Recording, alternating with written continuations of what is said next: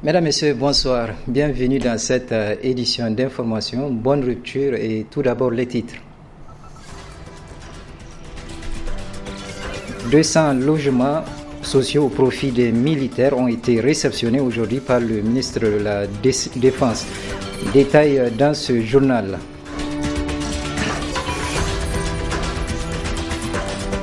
Ensuite, à quelques jours de l'Aïd el-Fitr, nous vous ferons découvrir l'ambiance qui prévaut dans la préparation de celle-ci.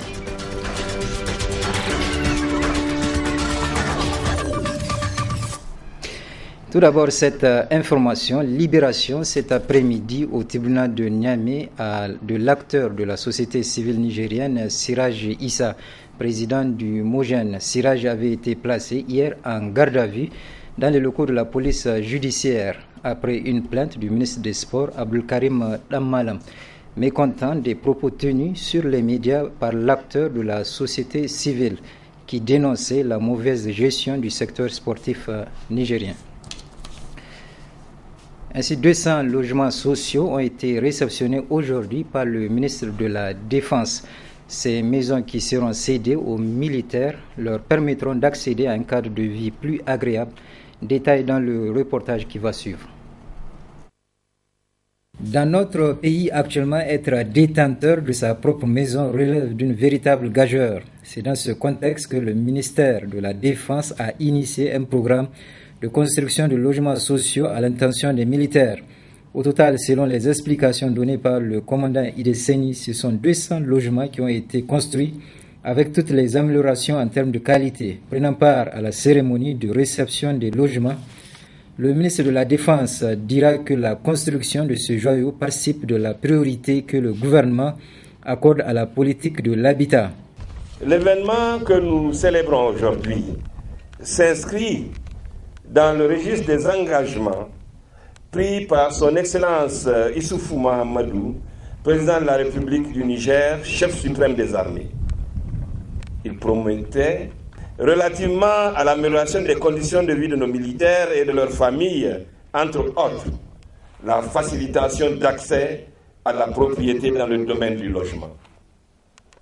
En 2011 déjà, le président de la République se posait cette question, et je cite, « Quelle serait l'efficacité d'un militaire qui, au moment de monter dans le véhicule pour aller combattre le terrorisme, apprend au téléphone que sa famille vient d'être expulsée de leur maison de location. » C'est donc pour créer la sérénité et la force morale nécessaire dans l'accomplissement de leur mission que le programme de réalisation des logements sociaux a vu le jour au ministère de la Défense nationale. Le gouvernement entend poursuivre la construction de logements sociaux au profit également des forces de défense et de sécurité, ajouta le ministre de la Défense. Aujourd'hui, nous allons réceptionner 200 logements, ici, sur le site de Gamboura, qui vont être attribués aux militaires, tous grades confondus.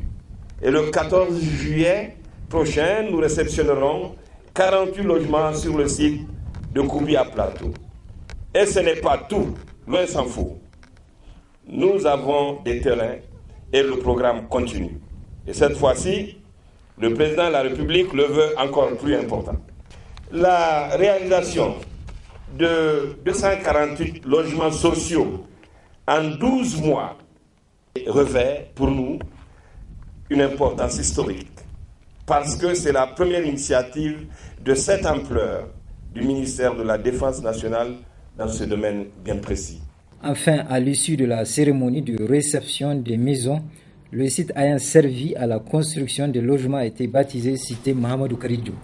Ensuite, les femmes élues locales de la région de Tillabéri sont en atelier de formation depuis ce matin sur le thème Leadership et budget participatif axé sur le genre. L'atelier a été initié par le ROTAB avec la collaboration de SUCED, compte rendu Michel Deji et Halidou Brema. C'est à la demande du réseau des femmes élues locales du Niger Refélon que cette rencontre à laquelle prennent part des maires et conseillères des communes de Torodi, Kolo, Filengue, Tillabéri, Sakwara, Tera, Mehana, Goté et Tondikandje a été organisée. Un atelier de formation qui s'inscrit dans la droite ligne de la politique de promotion de la bonne gouvernance locale prônée par le ROTAB et son partenaire SwissAid. Nous avions bien voulu initier cette activité pour accompagner les efforts de vos différentes régions en vue d'améliorer la gouvernance dans ces régions. Faire en sorte que l'élu soit beaucoup plus proche de l'électeur, à savoir les populations locales. Faire en sorte que vous puissiez tenir compte des besoins de ces populations dans le cadre de vos programmations budgétaires. Je remercie le ROTAB et SwissAid qui, depuis notre installation, ne ménagent aucun effort pour nous accompagner dans la réussite de notre mission qui nous a été confiée par nos populations. Et encore, pour nous accompagner, pour atteindre les objectifs que le réseau des femmes élues locales s'est fixé, qui est la participation massive des femmes au niveau des instances de décision. Nous voulons que ces ateliers, comme nous l'avons demandé à l'atelier qui s'est tenu au SNAD, nous le réitérons encore aujourd'hui pour demander que ça soit étendu au niveau des autres régions. Une initiative également saluée par le vice-président du Conseil régional de Tillabéri qui a appelé les participantes à tirer le maximum de profit au cours de cette formation afin qu'elles puissent jouer pleinement le rôle qui est le leur en tant qu'élus locaux dans la gestion de leurs localités respectives. Ce genre de formation constitue un élément capital dans le processus de l'éducation de la démocratie dans notre pays. Nous sommes élus, mais nous n'avons pas été élus pour rien. Nous sommes élus pour surveiller, pour gérer les biens du peuple, les biens de l'État. Pour que ces biens-là puissent être équitablement gérés, parce que c'est de ça qu'il s'agit, il va falloir que cette gestion soit réfléchie, que cette gestion touche toutes les couches de la société. Pendant les 3 jours que durera cet atelier régional, les participantes seront outillées, entre autres, sur des thématiques en lien avec la problématique du genre et le développement, le leadership féminin et le bien fondé du budget participatif. Ensuite, le service Orange Money a procédé ce matin à la remise des lots aux récipiendaires du challenge client Ramadan. Ce challenge lancé depuis le début du mois de Ramadan vise à récompenser les clients qui ont effectué le plus de transactions. Compte rendu Nafissa Adamou et Aboubakar Souley. Numéro 90 11 94 91. Il gagne 2 paquets de dattes, 5 paquets de sucre et 2 t-shirts Orange Money. Cette semaine également, le service Orange Money a procédé à la remise de lots aux différents gagnants du challenge client Ramadan lancé depuis le début du mois béni de Ramadan. Ces lots sont composés essentiellement de paquets de dattes, du sucre, des sacs de riz, des t-shirts et des téléphones portables. Un geste qui vient réconforter les récipiendaires. Nous remercions Orange Money car en cette veille de la fête de Ramadan, ces lots viennent à point nommé. Nous les remercions vraiment.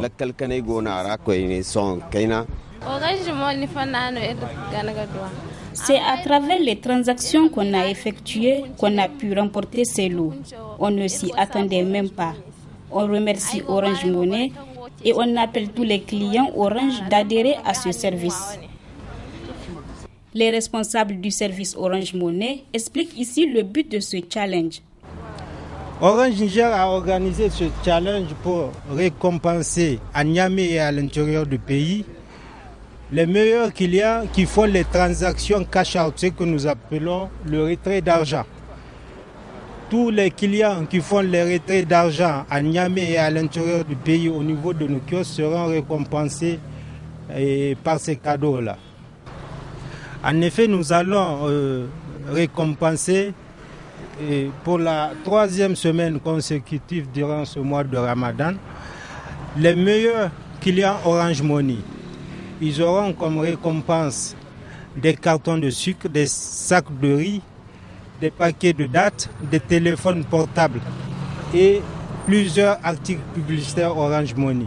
J'invite les clients Orange Money à participer à ce challenge. J'invite aussi nos abonnés qui n'ont pas encore leur compte Orange Money à ouvrir les comptes au niveau de nos kiosques, au niveau de nos distributeurs agréés, dans nos agences Orange, pour pouvoir non seulement jouer à ce challenge, mais aussi bénéficier de nombreux cadeaux, de nombreux avantages qu'offre Orange Money. Le service Orange Money est un moyen de paiement innovant par téléphone mobile. Il permet aux clients d'effectuer plusieurs opérations financières telles que le retrait d'argent, le paiement d'électricité pour ne citer que cela. Ce service est accessible à tous et partout. Utilisez donc le service Orange Money pour multiplier vous aussi vos chances de remporter plus de lots à ce challenge client Ramadan. Ensuite, le mois de Ramadan est la période où l'intérêt pour la prière devient plus grand chez les musulmans. Ainsi, les prières surrogatoires occupent une place importante dans la pratique rituelle des croyants. Cheikh Ben Salah nous explique ici l'avantage que revêtent les prières surrogatoires. Sayyidina sallallahu alayhi wa sallam dit Man sama Ramadana imanan wa ihtisaban ghufira lahu ma taqaddama min zambi. Quiconque jeûne le mois de Ramadan en ayant foi en Allah, en ayant foi à la récompense qu'il attend, verra tous ses péchés effacés. Ça, c'est le jeûne. Man qama Ramadan, cette fois-ci, imanan wa ihtisaban ghufira lahu ma taqaddama min zambi. Quiconque observe les prières de Tarawih pendant toutes les nuits du Ramadan verra tous ses péchés effacés. Et enfin, man qama laylat al-qadr imanan wa ihtisaban ghufira lahu ma taqaddama min zambi. Quiconque veille laylat al-qadr en ayant foi en Allah et en la récompense qu'il attend verra tous ses péchés effacés. Prières surrogatoires, prières nafila pendant le Ramadan sont les meilleures prières de l'année. N'oubliez pas que pendant le mois de Ramadan, chaque acte volontaire d'initiative nafila nous procure la récompense d'un acte obligatoire. Et chaque acte obligatoire voit sa récompense multipliée par 70. Les prières surrogatoires, notamment quand on parle de prières surrogatoires, c'est vrai qu'on peut le faire pendant la journée, mais il s'agit surtout des prières de Tarawih. Les prières de Tarawih, c'est vrai que c'est une sunna. Mais on veut de le dire, si on les observe scrupuleusement, pendant toutes les nuits de Ramadan, nous verrons, grâce à la fontaine de toutes les miséricordes, tous nos péchés effacés. Ce seront les meilleures prières nocturnes de l'année. Et le messager d'Allah sallallahu alayhi wa sallam a dit, sans même attendre la fin du mois, quiconque prie les prières de Tarawih derrière l'imam, jusqu'à ce qu'il se sépare, Allah va lui inscrire une nuit entière de prière, même s'il passe le reste de la nuit en train de dormir. Quoique, ce mois béni de Ramadan n'est pas le mois du sommeil. On doit rester sur le qui-vive, à l'affût de chaque seconde qui passe, parce que quand on regarde autour de nous, on peut aisément constater que il y a de ceux-là et de celles-là que nous aimons si bien, qui nous sont si chers, qui ont partagé les délices de Ramadan l'année passée avec nous, qui ne sont plus de ce monde. Qui ne sont plus de ce monde. Qu'Allah leur accorde un havre de paix et de bien-être dans les jardins ombragés de son paradis al-Firdaus et al-Balanamin. Qu'Allah leur accorde, pas seulement à eux, à tous ceux-là, à toutes celles-là qui sont descendus dans les tombes, eh bien qu'Allah leur accorde un havre de paix et de bien-être dans les jardins ombragés de son paradis al-Firdaus et al-Balanamin. Et n'oublions pas également, qu'Allah vous fasse miséricorde, que les prières surrogatoires, quand ça cale dans les prières obligatoires, le jour de la résurrection, devant le tribunal du Très-Haut, Allah va demander, est-ce que cette personne a des prières surrogatoires? Fouillez voir s'il a des prières surrogatoires. Surtout des prières de nuit. Qui plus est de nuit de Ramadan. Alors on va colmater les brèches grâce aux prières surrogatoires. Et c'est valable pour tous les autres actes de culte. C'est pourquoi, quand on fait les prières surrogatoires, on doit les faire de façon correcte. On ne va pas dire que non. De toute façon, c'est des prières de seconde zone. On peut les bâcler, on peut charcuter les inflexions, les prosternations. Non.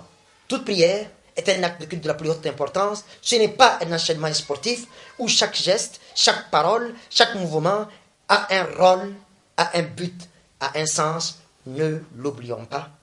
Et encore une fois, soutenons le mois de Ramadan. C'est vrai, le jeûne c'est obligatoire, mais par les prières surrogatoires. Et notamment, ne ratons pas, dans la mesure du possible, les prières de Tarawih ou de Hacham, pour prendre l'expression de chez nous, à la mosquée derrière l'imam, où on se retrouve tous ensemble dans une communion de cœur et d'esprit. Mais il est possible, je ne dis pas la prière de Isha, mais la prière de Hacham, il est possible de la faire à la maison, en famille, en groupe.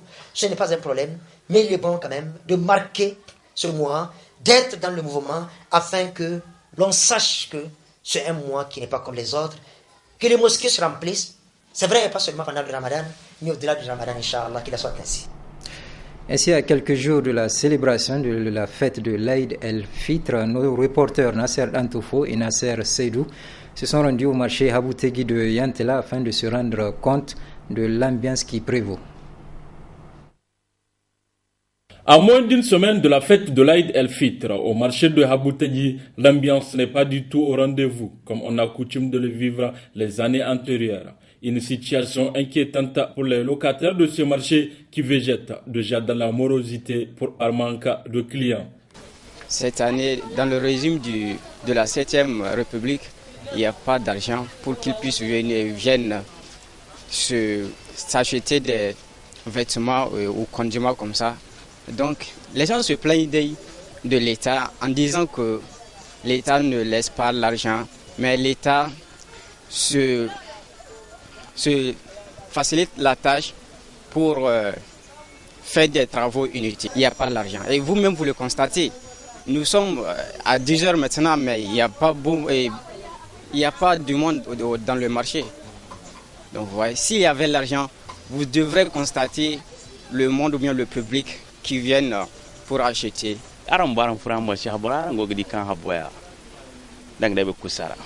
Vous-même, vous avez fait le tour du marché. Il n'y a personne. Ce n'est pas le même engouement que les autres années. On se demande si c'est l'argent qui manque.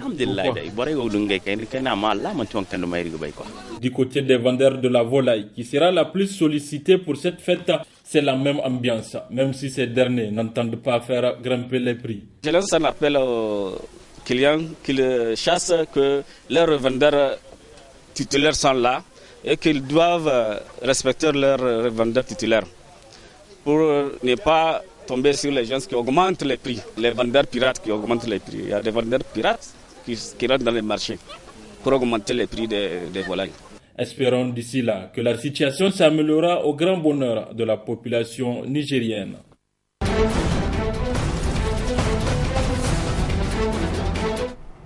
Sur le plan international, la Grèce a fait hier soir des propositions à ses créanciers pour rester dans la zone euro. Le climat semble être à l'optimisme. La grande question qui reste en suspens concerne une réduction éventuelle de l'énorme dette grecque. D'autres précisions avec Sophie Goldstein. Ministres du gouvernement, députés du parti de la gauche radicale Syriza, ils sont parmi les premiers à arriver au Parlement ce matin. Au menu, l'examen des propositions envoyées aux créanciers tard jeudi. Je pense que les législateurs reconnaîtront l'importance de la situation et qu'ils sauront agir avec maturité. Accepter la poursuite de l'austérité, rejetée pourtant lors du référendum dimanche dernier. Espérer ainsi décrocher une troisième enveloppe d'aide internationale, 53,5 milliards d'euros sur 3 ans.